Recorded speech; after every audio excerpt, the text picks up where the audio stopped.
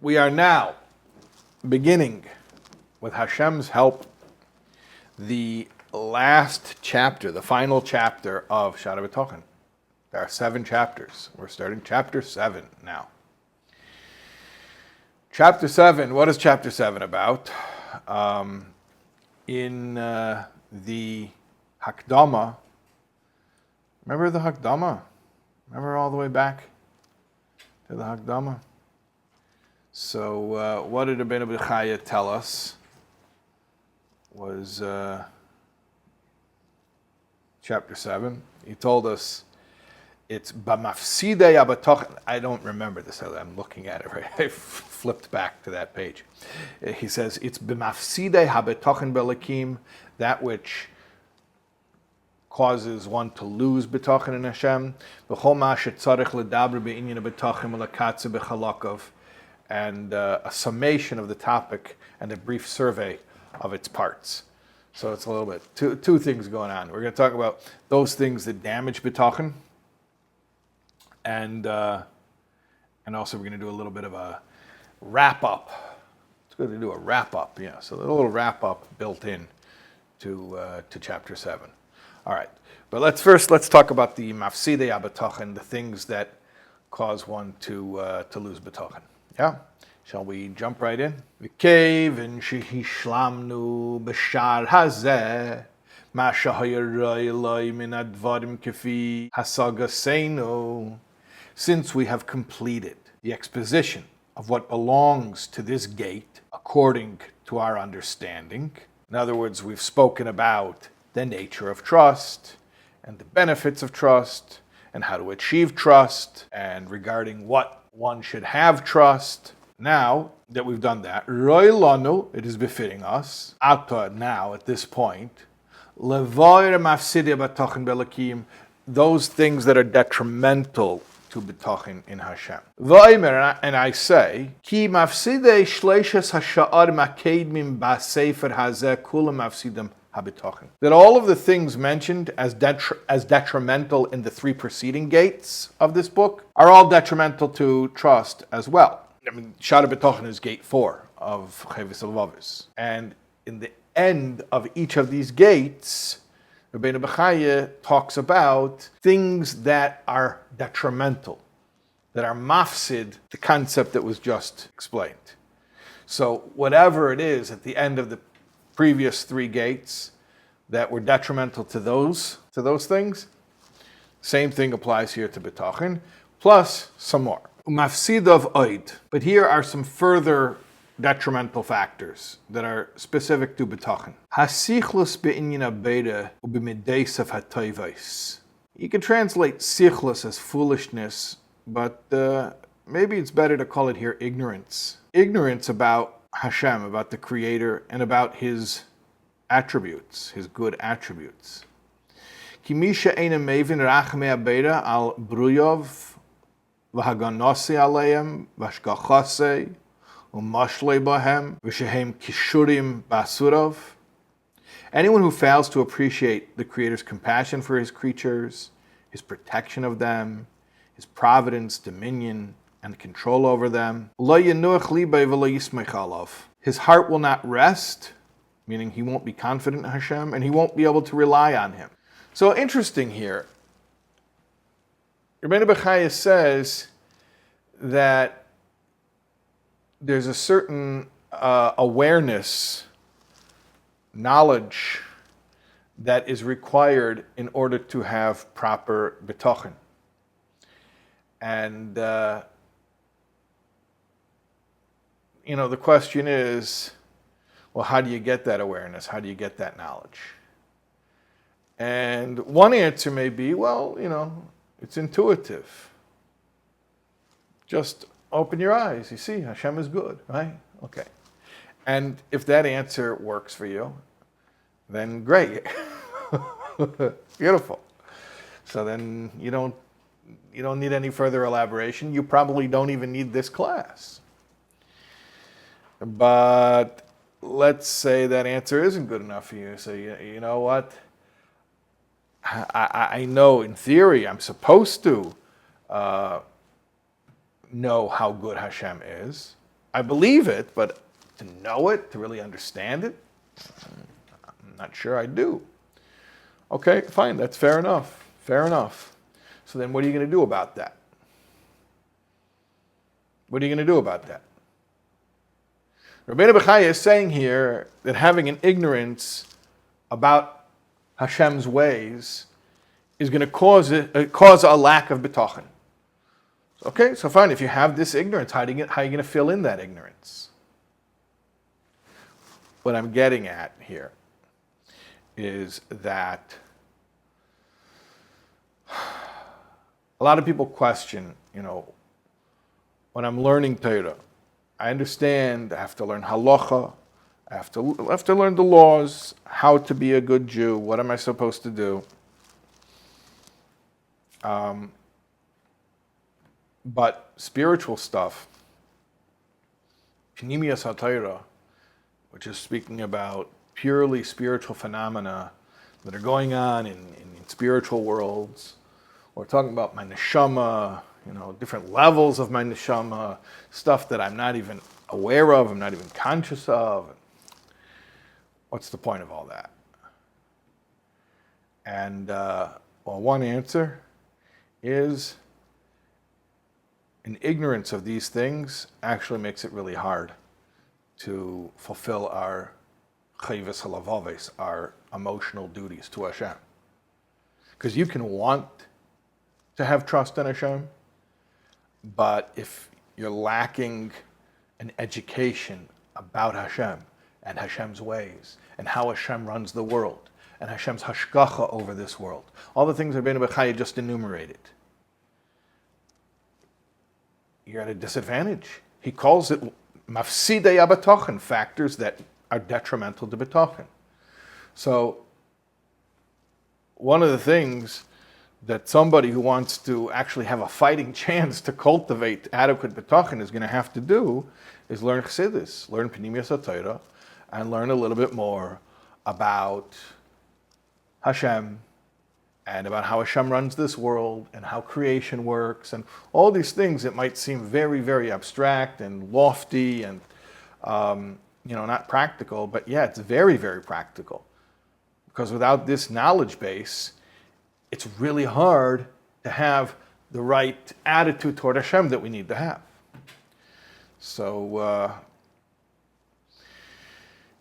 just another reminder that learning Chassidus is not just a nice thing to do, it's essential. It's essential. Okay, let's continue. Umehem sichlusei b'mitzvah saberis barich. Another detrimental factor that causes one not to have bitachon is ignorance of the Creator's command. What I mean to say is Teirase, his Torah. Asher hizhir ba lismech alav v'litvayach bei, in which he charged us to rely on him and trust in him. Kamesha Amar, like it says, uvechanuni no bazes. Test me on this. V'Amar, and it says, bitcho ba'Hashem adiyad. Trust in Hashem forever and ever. The Teva Lavanin says that in the Torah it says that trust in Hashem, specifically in terms of giving tzedakah and trusting that you won't lose out. Not only you won't lose out, that you'll come out ahead. That is something that is explicit in the Torah. But a person who doesn't know that it says that, then is not going to rely on that. The Marpal HaNefesh explains it a little bit differently, and he explains it more similarly to what we just said previously about knowing Hashem. The Marpal HaNefesh says Torah teaches you how to develop trust in Hashem. This is sort of similar to what we were saying before. Learning about Hashem. How do you learn about Hashem? You learn Torah. But specifically, there are certain parts of Torah that teach you about Hashem. What we call Pnimiyas HaTorah. Chassidus is a primary example of Pnimiyas HaTorah. It teaches you about Hashem. Umehem. And another factor that's detrimental to trust. Nitoise el hasibes hakreves asher hu raya eisan. Becoming enamored in immediate causes. What are immediate causes? We're going to explain. V'lo ki ha'ilois kol asher tikravna mahama'ilol. He doesn't realize that the closer a cause is to the effect, timat yecholtam lohil lama'ilol lahazikai. It has less and less power to cause anything to be affected by it, or to damage it, to benefit or to damage. V'chol asher tirchakna, anything that's farther away from the ultimate effect, yakoyach yecholtam lahayalai lahazika yeser chazak v'nira. Its power and influence to benefit or to harm is all the greater. What are we saying? We've spoken about this before. Rabenu Bachaye has spoken about this idea before about a chain. Remember I spoke about the Rube Goldberg machine? There's like a chain of cause and effect. So one thing leads to another thing, leads to another thing. So it's interesting. The cause, let's say there's a chain of causes. So the cause that comes right before the effect is actually the least influential of all the causes. It's really, if you trace it back, the further back you go away from the ultimate effect, the more powerful the cause is. So the cause of the cause of the cause of the cause of the cause is actually much more powerful than the immediate cause. But what happens is there are people who just look at a very quick shot, like a little snippet of reality, and they see the cause and effect. Oh, that's the cause.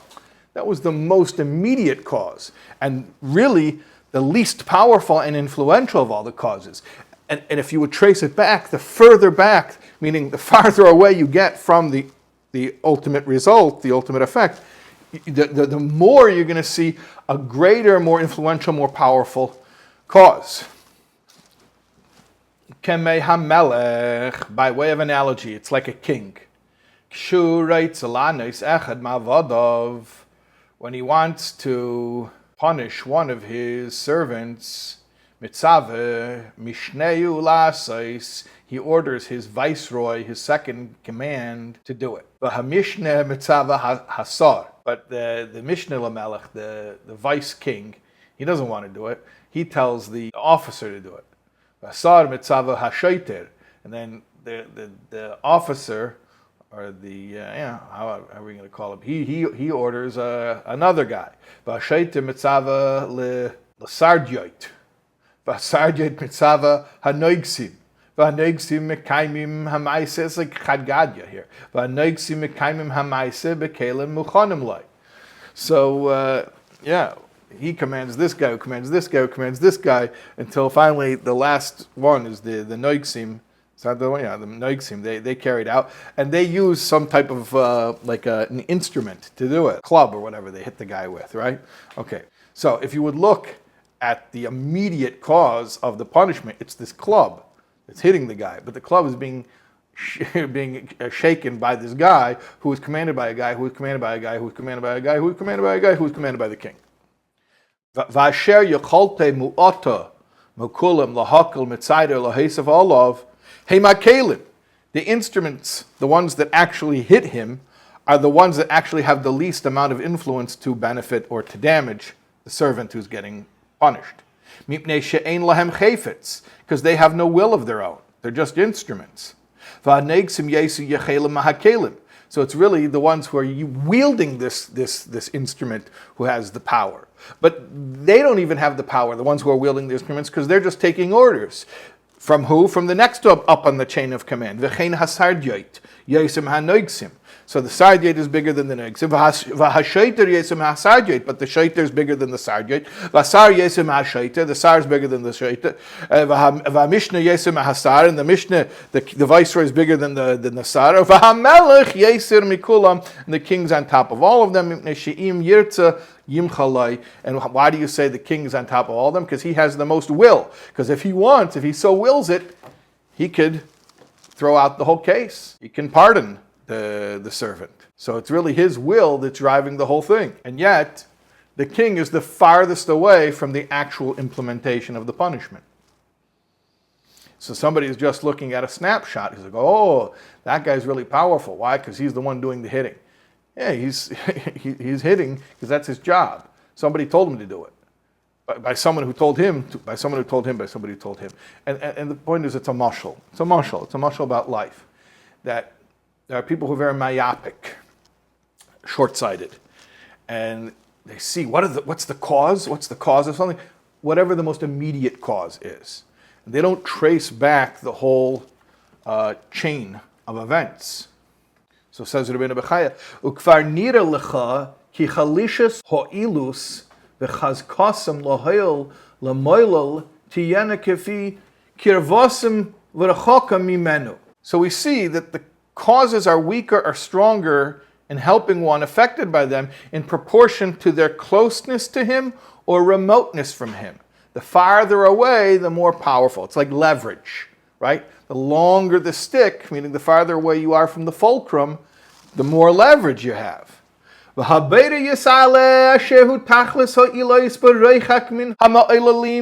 the Creator, may He be exalted, is the final cause, the ultimate cause, infinitely remote from those affected by Him.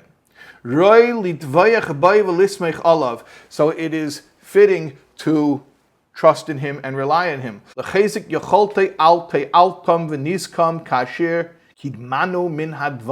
is proper to trust in Him and rely on Him because of His great power to help or harm, as we have explained. So this is one of the mafsidei HaBitachon, one of the factors that causes people not to have adequate bitachon is a misunderstanding of this basic principle in life. They see things in a very zoomed in type of way. So what caused this? What caused it is, I know I keep using this metaphor over and over again. I just think it's very helpful, right? The UPS driver brought me my birthday present. No, he didn't. First of all, even just to say that, he didn't bring it to you, your mother sent it to you. But hold on a second. Your mother dropped it off at the UPS place, and there's a guy who works there at the UPS place where your mother brought the present, right? And then there's a guy, that's the guy at the counter, he gives it to another guy who puts it in the back, who gives it to another guy who puts it on a truck, who gives it to another guy who brings it to a warehouse, who gives it to another guy who brings it to the airport, who brings it to another guy who puts it on the plane, who brings it to another guy who flies the plane, and finally they put it on a truck, and then they put it on your guy's truck. Then your UPS driver, by the time he gets to you and delivers it, and you're like, this is the guy who brought it to me. Not only is he not the guy who brought it to you, but of all the UPS guys, he's the least influential of all of them. Because he's just, taking the baton, so to speak, in the relay race, so to speak, from the guy who handed it to him. But he's just he's the very last link on the chain. If you want to know who has more influence, the farther up the chain you go, the farther back you go, the more influence you see, until finally you get to your mother, who's the one who actually chose to send you the present. So what Rabenu Bachaye is describing here as one of the mafsidei HaBitachon is really like, if I could call it, a cognitive issue, where a person misunderstands the nature of reality. Maybe even could call it a little bit of an immaturity, an intellectual immaturity, where he doesn't really understand how things work. So he attributes a lot of power to immediate causes, and therefore that's what he's most concerned about. Oh, I got to make sure that the UPS guy likes me so that I get a birthday present from my mother again this year, right? It's like so illogical. But somebody who would imagine, if he would think that it's coming from the UPS guy, then obviously then emotionally that's where his emotional connection goes to that relationship, right? So imagine, just to give a very relatable example, I think a relatable example. You go to a job and you work and you have a boss who signs your check. Okay, so my boss signed my check. He's the one who's giving me the money. Well, you know what? Even setting aside spiritual, metaphysical reality, your boss isn't the one who gave you the check. Your boss has money because there's a business. You're running a business. maybe you're selling something, goods or services, but there are customers who give that money to the company, so your boss has the money to pay you. So is it really your boss or is it the customers? And then, well, the fact that your customers have the money to buy this thing, if your customers don't have money, if the economy tanks and then they're not buying, so then your boss doesn't have money to give you because the customers are not giving it because the customers aren't getting it from their job wherever they work. And the more you're able to think expansively like this, the more you're able to realize, you know what, in the end, really, if you trace it all the way to its origin, Hashem is the one who at will puts all of this, again, to use this term, this Rube Goldberg machine, into motion. Hashem sets it into motion, which really, that's, the whole idea of Hashem running the world, b'derech hateva. We speak about in Chassidus about there's Havaya and there's Elokim. There's the transcendent God and there's the God which is within nature. Elokim is the gematria of hateva, which means the nature, the way that the world works, right? So what does it mean that God is invested in nature? It means that at least one perspective of the way the world works is when Hashem wants something done, he sets into motion a natural course of events that will culminate in a particular result that he wants. Now, there's another way of looking at it too, which is that because Hashem's creating everything, every stage of the process and every step of the way, and so really you can't say he's only at the beginning of the process, he's at the end of the process as well, and in every step in between. But that's the perspective of Havaya that is creating the world, who's Mahave, bringing the world into being something from nothing every single second. But I'm saying even from a perspective of Elokim, where Hashem is hidden within nature and obeys the laws of nature which he created, you can still see that Hashem is the ultimate power, and the fact that he does things in a natural way, and that things, there's cause and effect, that should not lead you to the erroneous conclusion that whatever you saw bring about a certain effect is its actual cause. Whatever you saw, in fact, whatever you're actually seeing as being the immediate cause is probably the least important, is definitely the least important of all the causes in the chain. So you have to think abstractly. If you only think concretely, meaning you look and you see what your eye can see as being the immediate cause of something, you're always going to be missing a true interpretation of the situation. You can say, well, I didn't get paid because my boss didn't pay me. Well, yeah, that's very, very short-sighted. That's only looking at the most immediate thing. It's as ridiculous to say, I didn't get paid because the secretary who puts the paychecks in the envelope didn't put it in the envelope. Well, she didn't put the check in the envelope because the boss didn't run payroll. The point is that this is actually very much related to the other two factors which are detrimental bitachon. The first thing we said is ignorance about Hashem. Second thing we said is ignorance about torah. Third thing is ignorance about the way the world works. These are all cognitive issues, is what I'm trying to say. They're not emotional things, and they're not even like spiritual or religious things. They're cognitive things. They're like a certain limited way of thinking, and they have to be remedied. You have to deal with it. So the remedy to problem number one, not knowing enough about how Hashem runs the world, so you have to learn some chassidus and find out. Remedy to not knowing enough Torah and knowing what Torah teaches us about Hashem, learn Torah, okay? And the third thing, not understanding properly how cause and effect works, I mean, I don't want to say grow up, because I don't mean emotionally grow up, but I mean intellectually grow up, stop, look at the way reality actually works. And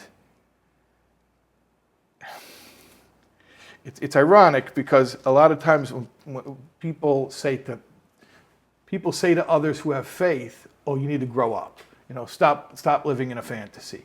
And they feel, the person who is mocking those with faith feels very grown up. He feels very sophisticated. He feels very smart. Why? because I'm basing my worldview on something empirical, on something that you can see, something tangible, something concrete.